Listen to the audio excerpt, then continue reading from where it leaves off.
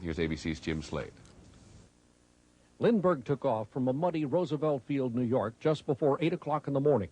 He then turned his heavy, single-engine, single-seat airplane toward the Atlantic. By the time he reached Paris, 33.5 hours later, he was a hero, hailed as the Lone Eagle. But Lindbergh didn't see it as his achievement alone. He called his first book We, referring to his airplane, the Spirit of St. Louis. Today, the airplane survives, carefully preserved. It hangs in the Smithsonian's Air and Space Museum among machines whose flights were milestones in the development of aviation and space. Lindbergh's machine was essentially a souped-up mail plane. In essence, he just stretched it, filled it full of fuel, put the latest engine on it, and basically went. Recently, the plane was lowered for inspection, and we were allowed to take rare, detailed pictures. The key to Lindbergh's success was the reliability of his right whirlwind engine. At just 223 horsepower, it was state-of-the-art in 1927. To carry enough gasoline, he installed extra fuel tanks in the nose, but they eliminated his forward view. He had to use a periscope or look out the side window to see. He kept track of fuel by scribbling notes right on the instrument panel. Instruments were elementary by today's standards. The dials were painted with radium to glow in the dark, and they are still slightly radioactive today. This mirror from a girl's compact, now mounted on brackets, was held in place during the flight with chewing gum. Lindbergh needed it to read the compass behind his head. This flight over such a long distance, 3,610 miles, nonstop and without any problems, clearly demonstrated that now the era of practical long-distance air travel was a possibility. There was no automatic pilot in those days. Lindbergh steered every inch of the way to Paris, where he and his partner found their place in history 65 years ago today. Jim Slade, ABC News, Washington.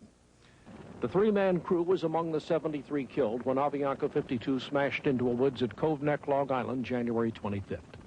The situation became critical as the crew missed its first landing attempt in bad weather. Climbing away for another try, the captain says, "We don't have fuel." For the first time in the flight, he says to the co-pilot, "Tell them we are in emergency." Using the word emergency would have allowed them to land right away. But the co-pilot simply tells the tower, "We are running out of fuel." The captain again, "Advise him we have an emergency." But the younger man never uses the word. The captain, "Did you tell him?" And later, "Did you already advise that we don't have fuel?" Each time, the co-pilot said he did. At 9:33 p.m., power starts to die, and the co-pilot tells Kennedy Tower, "We have just lost 2 engines, and we need priority, please." Again, the co-pilot does not say emergency. Kennedy Tower tries to check on their progress, but at 9:34, 10 minutes after they first tried to land, there is no reply. In the aftermath of the crash, the National Transportation Safety Board is urging the FAA to make certain everyone using the air traffic control system knows the exact words to communicate a problem. Jim Slade, ABC News, Washington. The final approach took several hours with everyone on deck to help. An amateur astronomer caught them as they raced 180 miles above Houston just before sunrise. The satellites in front, Columbia is 16 miles behind, moving at more than 17,000 miles an hour. By mid-morning, Columbia was flying in formation 35 feet away, ready to grab it with the shuttle's robot arm. Scientists had loaded the satellite's metal framework with materials that could be used to build future spacecraft, with electronic gear and with organic materials, including eggs and seeds, to learn what would happen to them in a long-term space environment. While photographing experiments that might be damaged on re-entry, Shuttle Commander Dan Brandenstein said he could see aluminum foil pieces that looked as if they'd exploded and shards of metal floating away. They're kind of like filaments. I know there's no air up here, but it looks like they're flapping in the breeze. This end, which always pointed away from Earth, looked the most damaged. Researchers want to look at the framework under microscopes to see erosion caused by tiny meteoroids and debris, like this crater left in the windshield of one of the shuttles by a flake of white paint.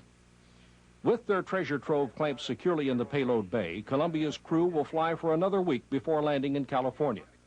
And they'll have to bring it down gently. With LDEF aboard, Columbia will be the heaviest spacecraft ever to return from orbit. Jim Slade, ABC News, Houston. Seen from your back porch, Orion is one of the most easily recognizable constellations. What excites astronomers most about it is this bright object, the Orion Nebula. Seen through a telescope on Earth, it's a stormy cauldron of gas forming into new stars.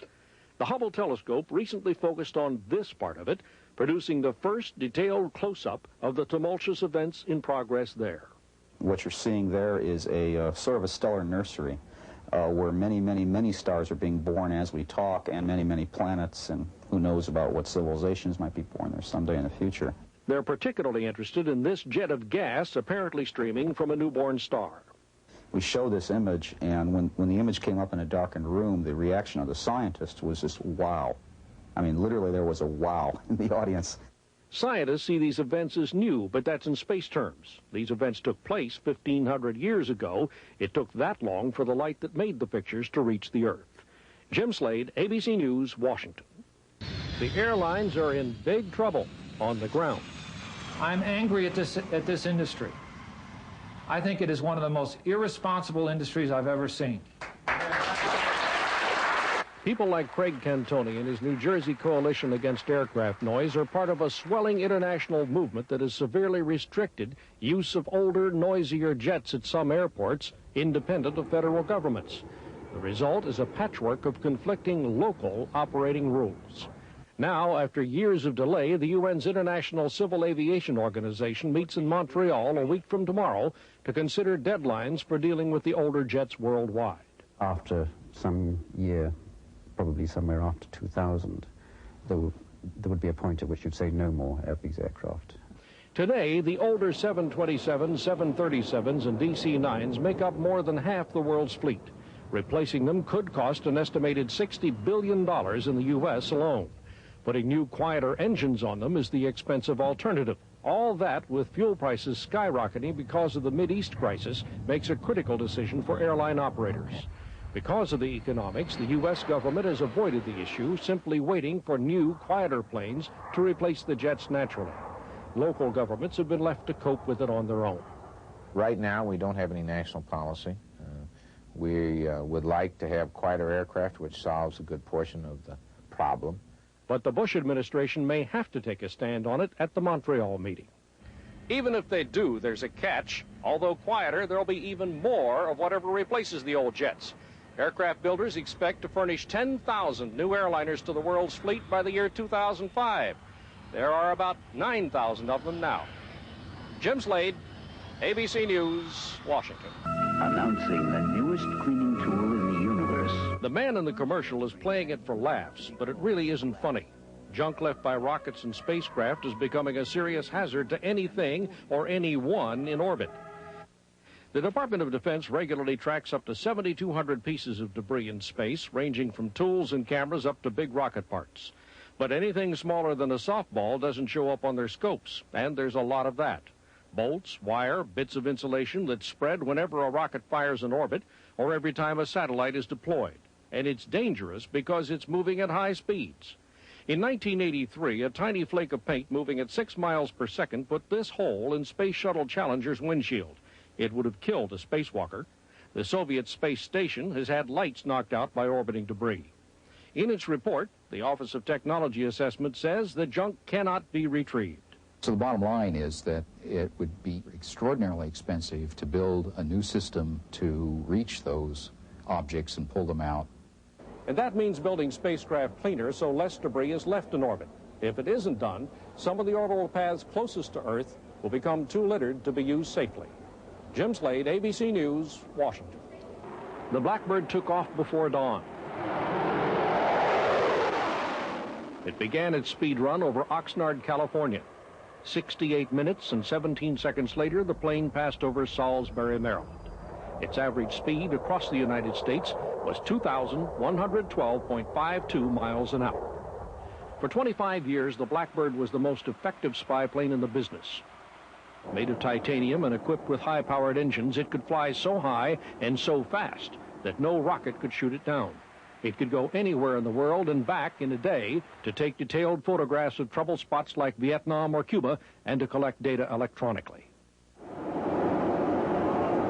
But the 20 Blackbirds needed frequent aerial refueling and were expensive to maintain, so the Air Force decided to mothball the fleet and rely on satellites instead. The record-setting plane made its final landing at Dulles Airport outside Washington, where it'll go on unaccustomed public display.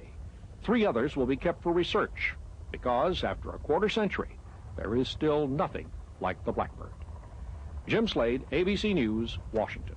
This prize-winning tomato came a long, long way to do it. It grew from seeds that orbited nearly 6 years aboard this satellite, soaking up cosmic radiation. After a shuttle retrieved the satellite last January, the seeds were sent to schools and research institutions to see if they'd grow and what they'd look like. Roger Hofer was so impressed with his, he entered 6 for judging without saying where he got them. We just did it kind of as fun, and to have it win the blue ribbon, it's kind of almost disbelief that it would happen.